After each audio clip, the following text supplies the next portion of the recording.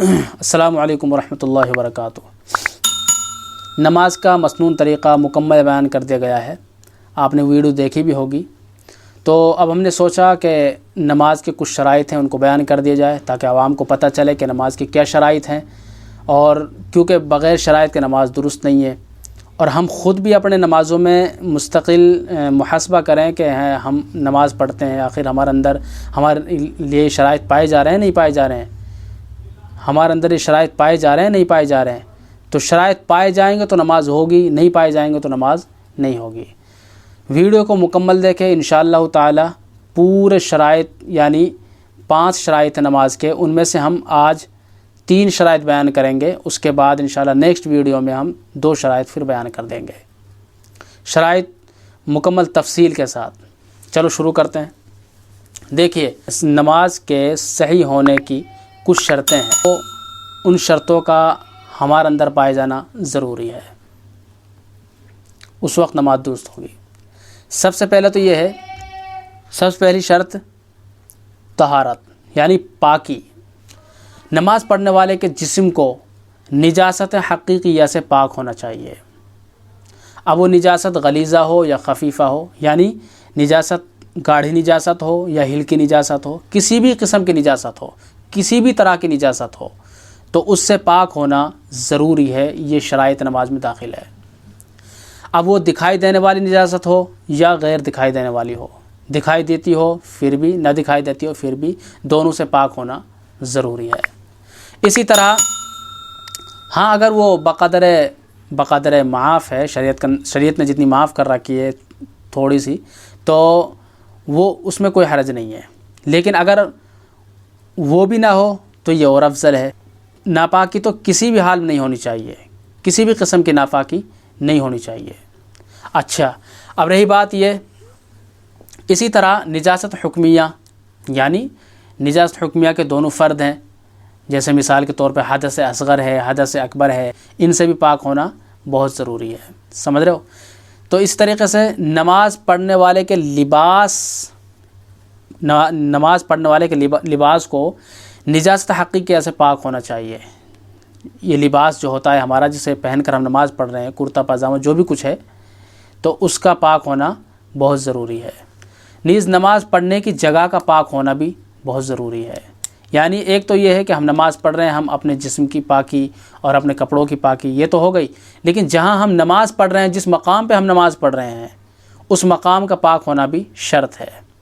جس جگہ ہم نماز پڑھ رہے ہیں، یعنی اس جگہ سے مراد جہاں پر ہم نماز پڑھ رہے ہیں کھڑے ہو کر، جہاں پر ہمارے پیر رکھے ہوئے ہیں، جہاں پر ہم رکوع سجدہ کریں گے، یہ وہ جگہ مراد ہے جس جگہ ہم نماز پڑھ رہے ہیں، تو اس جگہ کا پاک ہونا بھی یہ بھی شرط ہے۔ اچھا، ایک مسئلہ اور یاد رکھیں، اگر کسی ناپاک جگہ میں ہم نماز پڑھ رہے ہیں کسی کپڑے کو بچھا کر، اگر ہم کسی ناپاک جگہ میں نماز پڑھ رہے ہیں کسی کپڑے کو بچھا کر، تو اس کے لیے شرط یہ ہے کہ وہ کپڑا اتنا باریک نہ ہو کہ جو نیچے کی چیزیں ہیں، جو بھی چیزیں ہیں وہ صاف طور پر اوپر نظر آ رہی ہوں، یعنی وہ دکھائی دے رہی ہوں۔ کپڑا بالکل نارمل ہو، کچھ موٹا ہو، تو پھر ہم نماز پڑھیں، سمجھ رہے ہو؟ یہ بات دھیان رکھیں، یعنی وہ نیچے کی چیزیں صاف طور پر نظر نہ آ رہی ہوں، اگر نظر آ رہی ہیں تو پھر نماز اس کی نہیں ہوگی۔ اچھا، یہ تو ہو گئی پہلی شرط یعنی پاکی۔ اچھا، دوسری شرط ہے ستر عورت۔ ستر عورت نماز پڑھنے کی حالت میں اس حصہ جسم کو چھپانا فرض ہے جس کا ظاہر کرنا شرعاً حرام ہے۔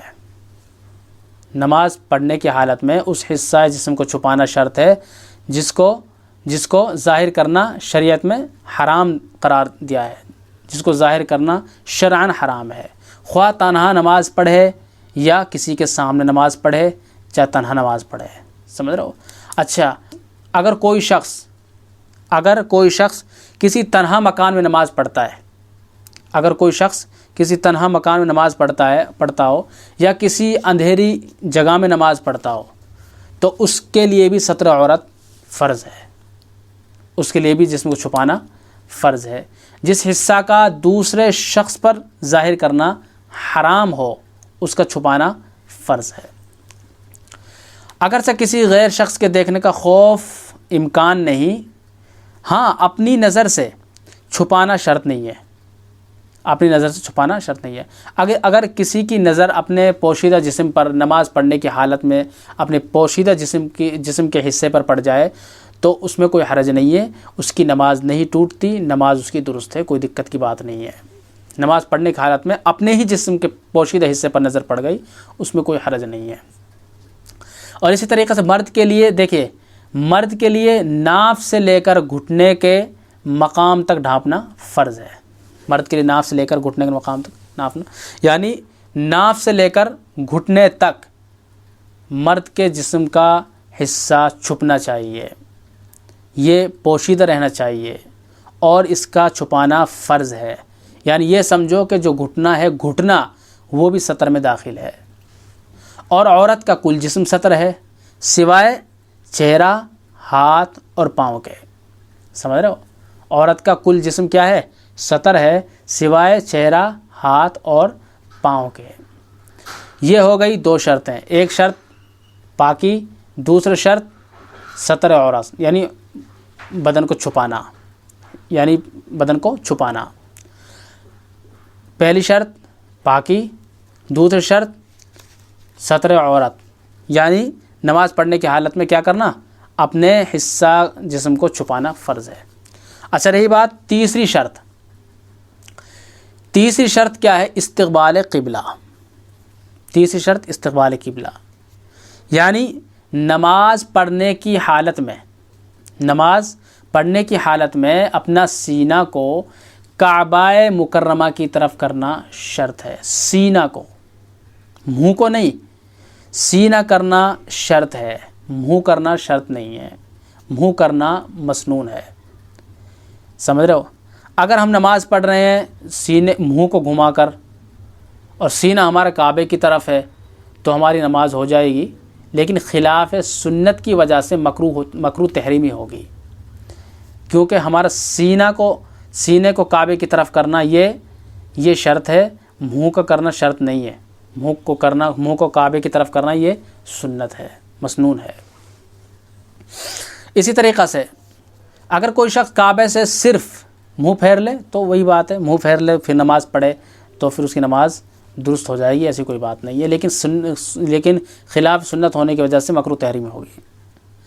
اچھا، یہ ہو گئے تین شرائط، نمبر 1 پاکی، نمبر 2 ستر عورت، نمبر 3 قبلہ، استقبال قبلہ۔